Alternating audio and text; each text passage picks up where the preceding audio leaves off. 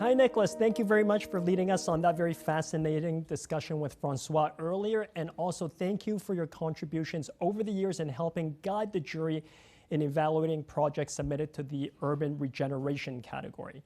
Now, we know you were involved and consulted on numerous regeneration projects in Hong Kong, including Blue Cluster House, which was the gold winner in 2017. Can you share with us some of the challenges and maybe joys and sorrows of that project, please? I think this is one of, well, I'm a Hong Kong born, raised Hong Konger, so definitely knows this building very, very well. Visited many, many times. And I think it's up to the jury to, of course, there's a committee in Hong Kong that actually select all these projects that is worthy of regeneration. This is one of the very unique one because it's in the very old area and also have very unique architectural design. The challenge is, of course, is convincing the owner and then also the community. This is the project to be preserved. Mm-hmm.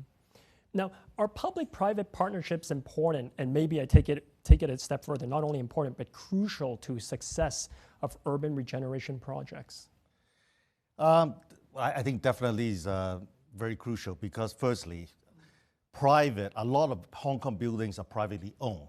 They're not publicly owned. But at the same time, is in the public interest to preserve the city's culture. So therefore, the public side need to convince the private side. And many times, the public needs to provide some kind of compensation in order for the owner to preserve that particular project. So I think that cooperation is very, very essential. I give you one example. For example, the residents of Bruce Lee in Kowloon Tong. Although a lot of people wanted to preserve that building because Bruce Lee is such a significant character of Hong Kong, but because that cooperation somehow didn't work out, so that building eventually was demolished. And it was not funded properly, and then the owner didn't have the funding to continue to preserve the building because it's getting old. So I think that's one prime example of the failure of this private and public partnership. Mm. Now, that's a good point because sometimes public interest and private interests do conflict.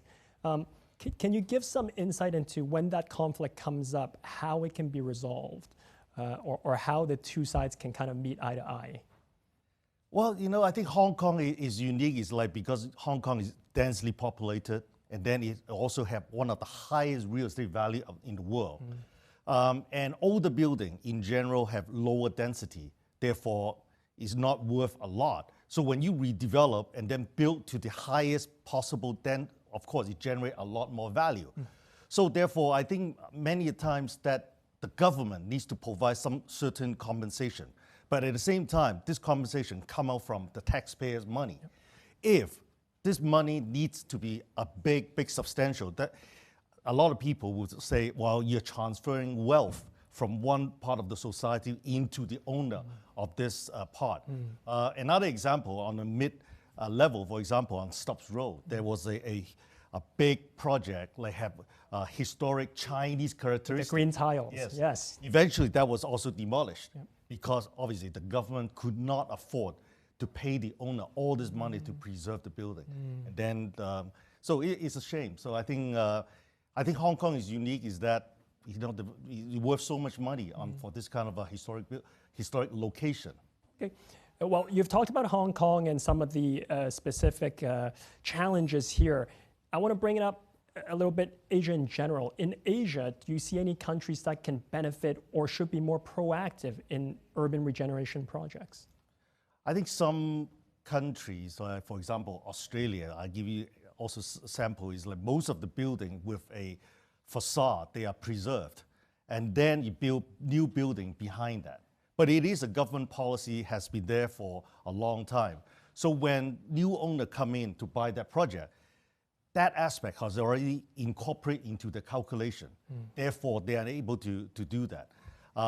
For like cities like Beijing or Shanghai, for example, is government driven. The government wants to preserve that because they know these are a strong culture because that, so I think, obviously those have had a lot of success. Okay, my final question is the same one that I asked Donald earlier. In this year's projects, was there anyone that was significant for you, either from a design or a personal feeling that you just had for the project that stuck out in your mind? Well, I think definitely K11 is that project because, as I mentioned, I was raised in Hong Kong, so I used to go to the New World Center when I was very, very young.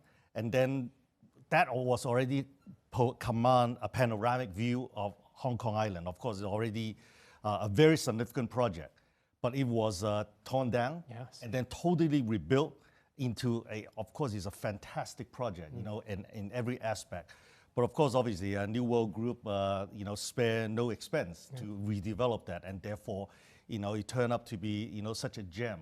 And I think with that location and with that structure, I think definitely is the new landmark of Hong Kong. Yeah, for sure. I think for anyone who has lived long enough to see the old site of where New World used to be, it really is a game changer. It is. Thank you very much. Thank you, Desmond.